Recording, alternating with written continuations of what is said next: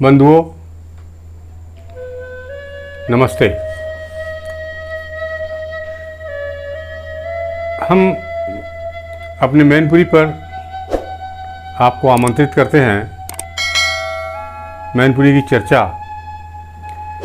1857 में मैनपुरी आज ही के दिन 29 जून 1857 को स्वतंत्र हो गई थी। मैनपुरी से कलेक्टर पावर और तमाम अधिकारी यहाँ से सिकोहाबाद चले गए थे 29 तारीख को, और 30 तारीख को वो सिकोहाबाद से आगरा चले गए थे। इस तरह से मैनपुरी अंग्रेजी प्रशासन से मुक्त हो गई थी। राजा तेज सिंह का वर्चस्व कायम हुआ था, लेकिन किले में उनके खिलाफ गद्दारी का वातावरण चल रहा था। इस सब के बावजूद अप्रैल 1858 तक राजा तेज सिंह का राज मैनपुरी में कायम रहा। अप्रैल में ग्वालियर से अंग्रेजी फौजें आईं वालपोल के नेतृत्व में, और अलीगढ़ से फौजें आईं। इसके अतिरिक्त कानपुर की तरफ से फौजें आईं। 3 तरह की फौजें जब 3 आईं तो महाराजा तेज सिंह ने ये उचित समझा कि अब फिर किसी अवसर देख करके इनसे संघर्ष किया जाएगा, लेकिन वो दिन नहीं आ पाया।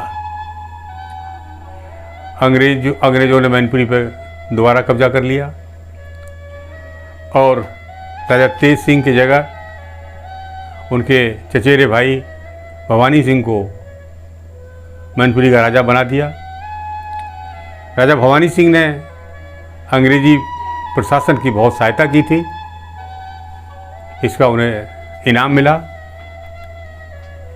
सुजरई के राजा लक्ष्मण सिंह, जो अंग्रेजी प्रशासन के बड़े पक्षधर थे, जिन्होंने सक्रिय रूप से स्वतंत्रता में भाग लेने वाले सैनिकों के सामने अनेक कठिनाइयाँ उत्पन्न की थी, उनके भोजन व्यवस्था में व्यवधान डाला था, उनके आवागमन में व्यवधान डाला था, उनको भी 1857 के बाद खिल्लत मिली। अंग्रेजी प्रशासन ने उनको इनाम दिया। हमारे महाराजा तेज सिंह, इस समय उनकी उम्र मुश्किल से 23 साल है और वो अपने ननिहाल पहुँचे। आज मैं प्रकारांतर से आपको एक और नई बात बताता हूँ। 1858 जुलाई के महीने में एक इश्तहार निकला था। वो इश्तहार ये कहता था कि नाना साहब पेशवा को जो कोई भी जिंदा या मुर्दा हमें ला के देगा, उसको 1 लाख रुपए की इनाम दिया जाएगा। लेकिन उसमें एक शर्त थी। लेकिन अगर उसमें एक शर्त ये भी थी कि जिन्होंने 1857 में कोई अपराध किए हैं ब्रिटिश शासन के खिलाफ, उनके वो अपराध क्षमा कर दिए जाएंगे। ये एक तरह से प्रलोभन था स्वतंत्रता आंदोलन के स्थगित करने के लिए, उसको शिथिल करने के लिए। बंधुओं, उस नोटिफिकेशन में एक और बात थी, और वो बात ये थी कि अगर राजा तेज सिंह नाना साहब पेशवा को पकड़वाते हैं तो उनके जुर्म माफ़ नहीं किए जाएंगे। इस प्रोक्लेमेशन से इतना स्पष्ट होता है कि राजा तेज सिंह का अपराध ईस्ट इंडिया कंपनी की निगाह में ज़्यादा प्रबल था। खैर, एक और बात आप लोगों के सम्मुख रखने में मुझे प्रसन्नता हो रही है कि जब A.O. ह्यूम इटावा से भागे थे महिला के वेश में, कालोच अपने देह पे लगा के, महिलाओं के परिधान पहन करके जब कलेक्टर ह्यूम इटावा से भागे थे, तो उनको राजा तेज सिंह के ननिहाल वालों ने शरण दी थी। करीब 1 माह तक उन्हें रखा था सुरक्षित, और फिर उनको आगे सुरक्षित पहुंचाया था। तो जब राजा तेज सिंह अपने ननिहाल पहुंचे तो उनके मामाओं ने A.O. ह्यूम से संपर्क साधा और कहा कि हमारा भांजा है ये, इसको समर्पण कराएंगे हम, लेकिन इस शर्त पे कराएंगे कि इसको कोई कष्ट न हो। तो राजा तेज सिंह के विरुद्ध इतने सांघातिक अपराध होने के बावजूद ए.ओ. ह्यूम ने राजा तेज सिंह का समर्पण कराया। समर्पण ही नहीं कराया, राजा तेज सिंह को बनारस में कोठी दिलवाई, इसमें वो नज़रबंद रहे जीवन भर। उन्हें अपने कोठी से गंगा जी नहाने का एक मार्ग प्रदान किया गया। आप सवेरे सवेरे जाएंगे, उस मार्ग से नहा के आएंगे, कोई भी रास्ता में व्यवधान नहीं करेगा आपको। इसके अतिरिक्त उन्हें 10,000 रुपये सालाना उनके नौकर चाकरों के लिए ग्रांट दी जाती थी। वो ग्रांट भी मैंने देखी है। 1857 के जब मैंने बस्ते देखे थे तो मुझे ग्रांट भी मिली थी देखने को। इसके अलावा बंधुओं, राजा तेज सिंह को वहाँ और एक सुविधा मिली हुई थी, और वो सुविधा उनके शौर्य के कारण, वीरता के कारण मिली हुई थी। अंग्रेज़ों ने एक बार एक शेर का शिकार करने के लिए मचान बांधा, तो महाराजा तेज सिंह ने कहा कि आप लोग क्या शेर का शिकार मचान से करेंगे?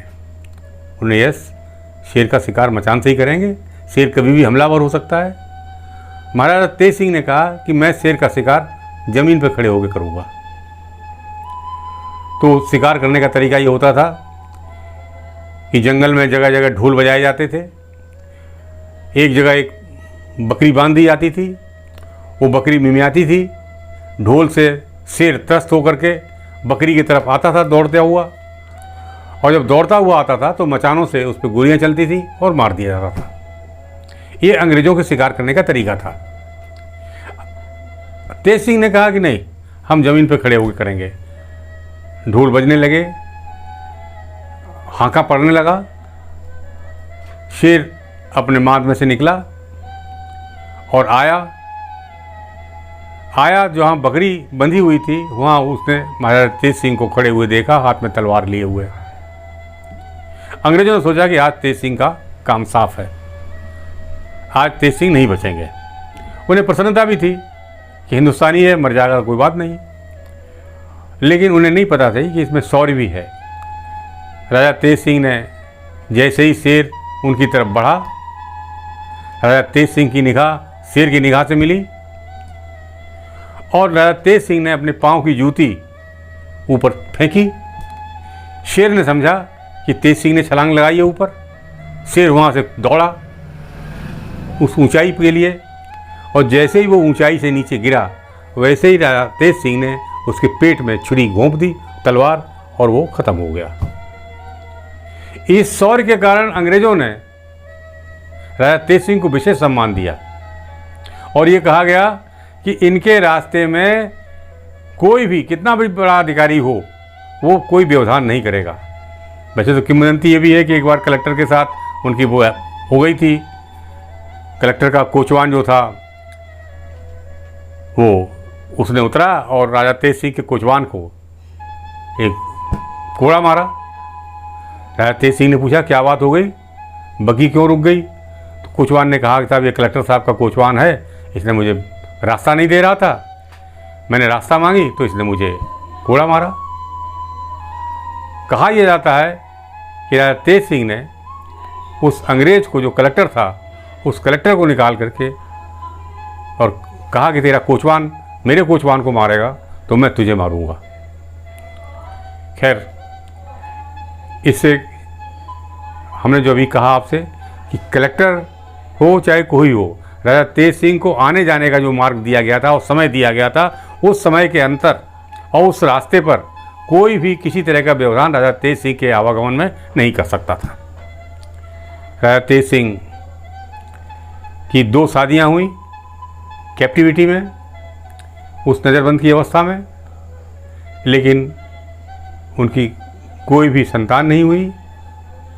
1898 में राजा तेज सिंह की मृत्यु बनारस में निर्वासन की अवस्था में ही हुई, और हमारे आज़ादी का वो दीपक सदा के लिए बुझ गया।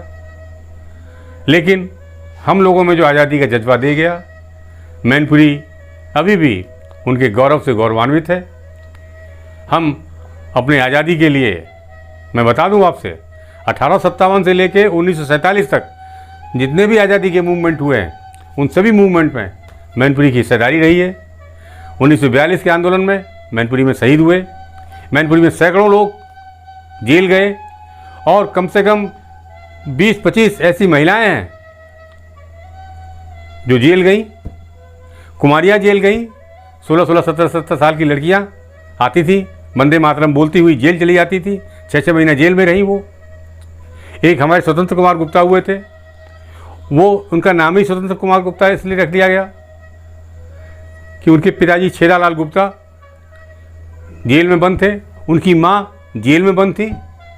उसी समय स्वतंत्र कुमार गुप्ता का जन्म हुआ तो उनका नाम रखा गया स्वतंत्र कुमार गुप्ता। ये मैनपुरी की बातें हैं।